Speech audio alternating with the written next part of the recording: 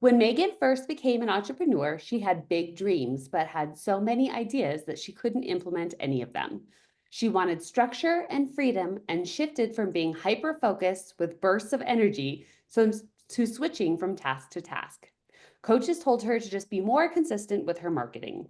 When she discovered that she was neurodivergent and learned about her intensity profile, she realized her traits were actually strengths rather than a problem to fix. She learned to design systems that work for her unique wiring to attract clients. She now supports neurodivergent and creative professionals to attract clients by designing systems to work the way they are wired. Megan is a TEDx speaker and always is so interesting with her stories and the way you can relate to her when she talks. So I'm just thrilled to be able to introduce you to Megan. Oh, thanks, Lizzie. I love Yeah. Lizzie. Lizzie helped me to design my website, intensityhub.com. So I love that. All right, cool. Um, so this picture with the kids on in the basement is at my house when I was an entrepreneur as a tween. And so my best friend and I across the street did day camps. This particular one was a Halloween day camp on a Saturday.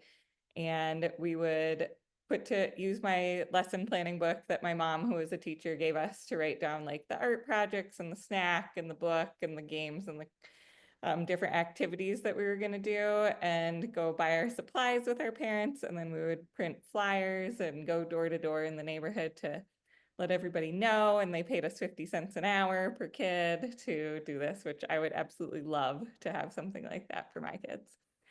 So I ended up transitioning to working in the schools as a speech language pathologist.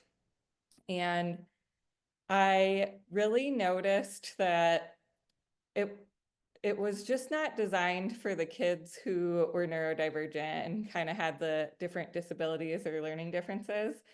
And so I shifted quickly to working in the classroom with the teachers to try and adjust the environment and try and adjust instruction more as a co-teacher, and just really was passionate about systems change. And so I shifted out of speech language pathology into like assistive technology district wide for special ed. And then I did like social emotional learning coaching and gifted and talented coaching and special ed coaching.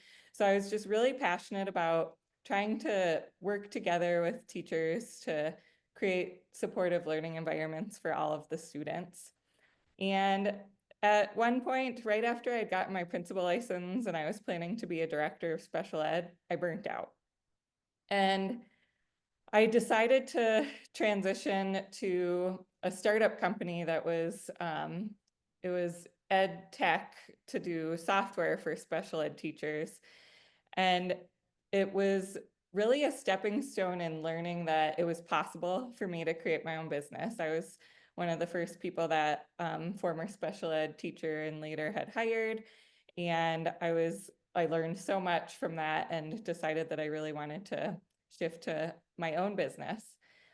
Then I really went on a journey, just even as a business owner, where I was first coaching adolescents in social competencies. I specialized in ADHD, autistic twice exceptional. And I had just recently learned that I was neurodivergent. And that was part of the reason why I burnt out, was I was so passionate and intense about leading change for other neurodivergent people, students and staff. And I really needed to start including myself in my advocacy. And so I was, teaching adolescents, then I shifted to parent coaching. I coached neurodivergent college students in executive function, adults to get jobs, just tried out so many different things. And along that path, I learned so much about business and was figuring out things for myself as a business owner. And now I just want to be able to put that all together to support people in designing systems for themselves and really leveraging their strengths and honoring their needs. And so that's sort of my journey of how I ended up as a business coach from a teacher. So just a little framework before I get started on some of the systems. I really celebrate neurodiversity in my business, and it's just been a passion of mine all through my career. And it's really just the idea that there is natural variation in humans. And I like to think about biodiversity, like we need a wide variety of plants and animals for an ecosystem to thrive, and they're all really important. And just like a cactus needs different amounts of water or sunlight or different types of soil than plants in a rainforest, people have different needs, and it doesn't make the cactus or the rainforest better or worse. They're just different and part of different ecosystems. And how I like to think about intelligence is really from the multiple intelligences approach, where there's just many different ways that we can have strengths and smarts. And then I love the comic, for a fair selection, everybody has to take the same exam, climb the tree. And sometimes that's how it feels in schools or in workplaces. And we don't really get to think about what are our unique strengths, and are we a fish trying to spend so much time climbing a tree when we should really be swimming and having someone else climb the tree or set up systems for ourselves to help us out? So when I learned about being neurodivergent, I learned about the overexcitabilities. And these are based on a researcher named Dabrowski. And they're really just describing heightened responses to stimuli. So Dabrowski found these 5 areas that people can have intense physiological or emotional reactions. And the overexcitabilities are part of a larger theory called the theory of positive disintegration. And so there's a Dabrowski Center that does advocacy and work in this area in Denver, and they just had a congress in July where I got to be a speaker about my TEDx journey as an adult with overexcitabilities. Now I'm sort of rebranding them to the 5 intensities because I hate the word over, because my whole life I've felt like too much. And so I want them to have a positive strength-based term of the intensities.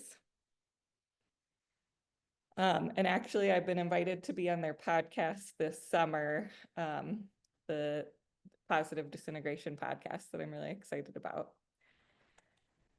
So I wanted to go through the 5 intensities today and talk a little bit about how I have set up some systems to kind of work with my intensity profile of how I'm wired. So the first intensity is psychomotor. And this one describes people with high energy, a drive for action, a love of movement. So it might be motor in your body, but it might also be a highly active brain that is constantly going and thinking. And so the strengths, high energy, fast implementation, movement fuels creativity, inspiring to others to take action. And then some needs. I have to spend a lot of time regulating my nervous system and just being cognizant of my energy output, needing support with organizing ideas and action, and just scheduling built-in rest. And sometimes it's rest for my brain where I'm doing something movement with my body. So some of my systems, first of all, my virtual assistant, Sydney, who's here, she's epic. She supports my executive functioning and just keeps tasks from piling up or getting lost, because my brain is constantly going with ideas, and I need a lot of time to do movement and rest activities. And then just my self-care system and movement routines. I walk in nature every day. I have dance twice a week, Pilates, I go swimming. Having those routines built into my schedule in a way that still works for my business is really important for me. Here's some pictures of me rocking out, dancing. So I'm on stage in the middle picture at Nieces, which is a concert venue in the Boulder area in Colorado. And my dance teacher is named Cody Qualls, and he has a band. And so we go up and are like backup dancers for a couple songs at his concerts. And it's just like a Zumba class, but more pop and hip hop. I even got to be in a music video with a connection that he got us. So just super fun to get to be active. And then I put pictures of masking tape and cardboard because I created a makerspace when I was the gifted and talented coach at the school I worked at. It was like a makerspace for all kids. I was trying to bring universal design where it was gifted ed for everybody. And the kids would love to build things with the cardboard and masking tape at that station in the makerspace. And it was so fun to get to create and think of the ideas and then just be action oriented. I like launched it, I within 6 months of starting at that school and that role that had just been created, and just really hands-on and creative ideas for the kids to be able to learn. So that was really fun. The second intensity is sensual. It's about sensory input. And the strengths are just like design, brain awareness, like the aesthetics of things, appreciating beauty, environmental and emotional sensitivity. So very just, you know, when you have that heightened sensory experience, you're just noticing and appreciating the sun and the flowers, things that you feel or that you see, or the smell of something. You just get that big joy and love from sensory input that's really positive. And I create high quality sensory rich experiences for people. I'm considerate of, creating just inclusive experience that considers sensory. It's one of the reasons I started a virtual networking group, kind of like Lizzie does too. The in-person ones are very draining for me. They're super loud and crowded, and it takes me out for the day. So needs, definitely boundaries around perfectionism, because I might see all of the details or notice. I actually don't have trouble with perfectionism around the look and aesthetics of things. I have perfectionism with other areas, but not necessarily that. Sensory safe work and collaboration spaces, networking groups, definitely a need for me. And just the overwhelm with marketing, if things are too visually stimulating, that is stressful or overwhelming. And so thinking of ways where it's just a sensory friendly environment and process. And so I do have video and social media editing support to not have sensory overload with trying to do all of the things with marketing, and just create space in my schedule for more calming activities and time in nature. And then my physical setup and schedule really supports focus and calm and is very sensory friendly as well. So here's a picture of me and my husband at Casa Bonita, which is a restaurant that is extremely loud. There's like cliff divers, and it's a Mexican restaurant, all kinds of activities. And so you can see my son and my husband have their headphones on, and I gave mine to my daughter because she forgot hers. So I was like dying and had to recover the whole next day. But definitely have to choose places that are not so loud. One thing about central intensity related to my TEDx talk is sometimes people with this intensity just love the limelight. Just like I love to dance on stage, I love to be on stage as a speaker. And before I understood that this was a strength, I thought, oh, you're not like humble enough. Like you just want to be the center of attention. And actually, it's just like, that's just what I enjoy, and that's okay. And then you can see my family on a trip to Washington, D.C. We're at the Washington Monument for fireworks for 4th of July. And that whole trip was total sensory overload. So we did not do all of the things that I imagined we would do. We had to adjust it in a different way. But it's just learning, from those experiences and enjoying. We enjoy fireworks and we enjoyed that, but we did not enjoy the crowds for sure. Emotional intensity is the next one. Deep emotion, strong empathy, and intense connections. This one, combined with the sensory intensity, is often when people have really tapped into an intensity around following their intuition. They might have spiritual gifts, being able to just connect with people subconsciously, people who do energy work on a deeper level. That's definitely these intensities.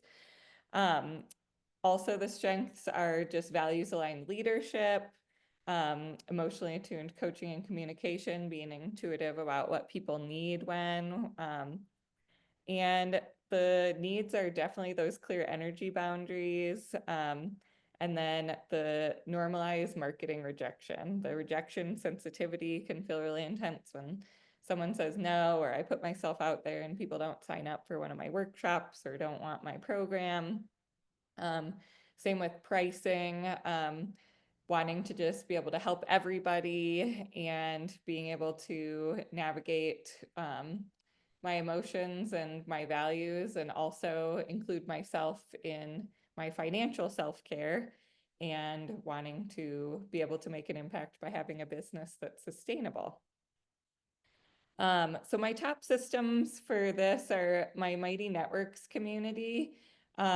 Just the fact that I have a group coaching program and that we do some asynchronous coaching and community building through a one-stop shop where people can kind of connect with each other, but not just take on the emotional energy as people are developing systems for their business. And then the other thing is, with the sales process and pricing, I create valuable emails and they're all automated that tell stories and share about the intensities and give people tips for their business. And at the bottom of every one, there's a call to action. If you want to learn more about working with me in my program, set up a call, just reply to this email. And the fact that I don't have to like navigate my emotions around sales, and it's just automated and it's just asking people to do this call with me, it invites people to take the next step. And I feel like I'm in integrity of like sharing something valuable with people, and just being supportive and offering something to the world for free through my writing and storytelling and tips. And then if they want to, opt out, they can, but if they want that, then they can always choose to take the next step and talk with me and choose to work with me. And so it kind of takes away the emotional buildup of some of that. A few things about emotional intensity that are other examples. The lockers represents one story that led to my burnout when I was working in a middle school as a social emotional learning specialist. So I really loved this one sixth grader who was constantly getting kicked out of class, and he was always by the lockers in front of the main office because would get sent to the office. He was a neurodivergent kid, and one day he got let out to a police car. And I was so upset. I asked what happened, and they said the administrators were like, he had music playing in the cafeteria. We told him he needed to give us their speaker. He refused. He became defiant and dangerous. And so it led to this. And I was just like totally heartbroken, angry, just like full of rage and sadness that a kid, just because he was playing music on his speaker in the cafeteria at lunchtime, it would lead to a police car. And just like, why can't we have systems that are trauma informed, restorative practices, like support a kid who struggles with emotional regulation? And just told like, stay in your lane, Megan, you're too sensitive, you need to move on. This is not your thing.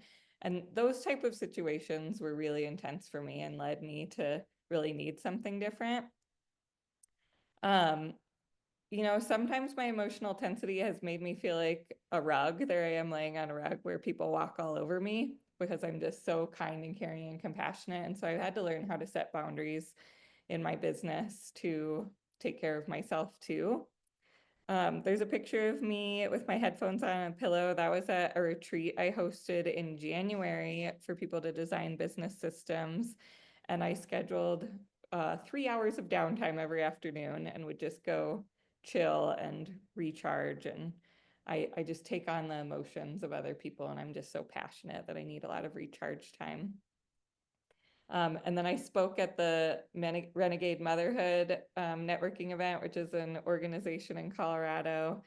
And that day, my emotional intensity was such a strength because I went totally off script from my talk about podcasting and shared about my emotionally intense morning, and people just, it really resonated with them to hear someone be vulnerable about what it's like navigating parenting and business and trying to do all the things. So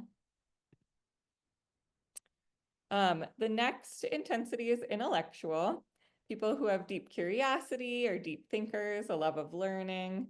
And the strengths is just the deep expertise to build authority in an area and see complexity in systems. Also a lifelong learner and innovator. And the intellectual intensity is also often people who think a lot about philosophy, morals, values. It's the high ethical standards. And so this also goes in with the challenges of figuring out pricing and accessibility. The needs are simplifying content for clients with such deep knowledge, being able to trust that you're ready to launch because you know that there's so much you don't know and that there's always more to learn. And the analysis paralysis of just getting stuck in thinking about all of the details and all of the complexity. And so for me, the systems in my business are those email automations, where it helped me to just pick one small nugget or tidbit to share, for knowledge in small chunks, and to automate that so I don't have to think through it so much. And then for visibility outreach templates, just being able to confidently pitch myself as a speaker or podcast guest without just like overthinking, over preparing. Like, I know that I have knowledge and that I have something valuable to share about this topic, and here's what I can talk about. And then being able to have a template to reuse that to bring in more clients. So there's a picture of me with a podcast microphone. I've done over 30 podcasts as a guest. I absolutely love them because I don't have to go speak somewhere where I have to be in crowds and loud places, and it's conversational. I get to tell stories, so they're really a great marketing tool for me. I'm part of the Neurodiversity Chamber of Commerce in Colorado, which is a continuous learning opportunity for me to just get to really live into my values of thinking about how to support businesses with celebrating neurodiversity. And then I have a picture of the women that came on my retreat, and we got to learn together and just love to be able to facilitate learning in a way that isn't just me speaking nonstop like this today. Because normally when I do coaching and learning, it's a lot of reflection and cooperative learning and sharing and guidance and frameworks, and just getting to see those light bulb moments like I did when I was working in the schools, I just love. Should I be checking the chat? I'm like, not. Okay, let me look. There's just a lot of excitement about the Neurodiversity Chamber of Commerce, so you might have to share that information with us. Yes, totally cool. Okay, imaginational intensity. So this is the creativity, vivid imagination, visionary thinking, being able to imagine what's possible, that big picture thinking and creative problem solving, creating inspiring, meaningful experiences, and generating endless ideas for offers and solutions. And I would add to that, like, whether you're a dancer, a singer, a painter, a writer, speaker, problem solver, there's just so many ways people can be creative. And I think it can be used in the business and also can be used to recharge and just be able to rest and enjoy and stay energized for the business. And the needs that come up with my imaginational intensity is definitely like breaking my vision down into steps, being able to prioritize and focus on one thing at a time, or maybe a couple of things at a time, because I don't really focus on one thing at a time, but I do pare it down and not try to do all of my ideas at once, put some on the back burner. And then the launching without perfectionism, because of that visionary thinking, you know, it's accepting that we take steps towards the vision and we don't necessarily get to have the full vision right away. It's just not how it works. And the same is the imaginational intensity can cause anxiety because you can catastrophize, imagine big, terrible things happening in the future. And so that can be a struggle sometimes to navigate. So my top systems for this one, having my intensity quiz on my website where people can learn about their intensity profile, it really captures my core vision, and connections can like sort of learn about me in a quick snapshot and get some consistent follow-up. So it really breaks it down into here's the first step to be able to connect with me.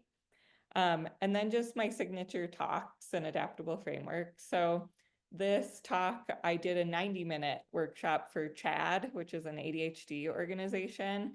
And then I'm able to break it down into a smaller 20-minute one for something like this. And so I'm not reinventing the wheel every time I do something because I have some systems in place for what my talks look like. And same with my frameworks. I have repeatable content to be able to not reinvent the wheel every time. So here's me painting with my husband for date night to just tap into my imaginational and creativity. I have a vision. The middle picture is my husband and some other people working together at a community living location in northern Colorado, Fort Collins. It's called Polestar. And so I've been envisioning my family moving to a community living neighborhood where people live there for intentional community, and there's systems built in place for that. And so I've been taking my family on vacations, visiting like over 10 different communities as part of this journey. And I love that my business allows me to do that. And then, oh my gosh, look at this table for the retreat where we were making vision boards, and I brought every art supply in my daughter's art area possible. And it was such a mess, but we got to have fun and be creative with our vision boards. Okay, we made it through the 5 intensities. And so I have a couple of reflection questions. Lizzie, I think you were going to put people in breakout rooms to kind of discuss. I am. Yeah, I'm going to let you launch the first question, and then I'll put them in rooms. Okay, awesome. So what is one system or approach that works well for you to attract clients or put yourself out there? Is it podcasting? Is it social media? Is it speaking? Is it networking? One-on-one, reaching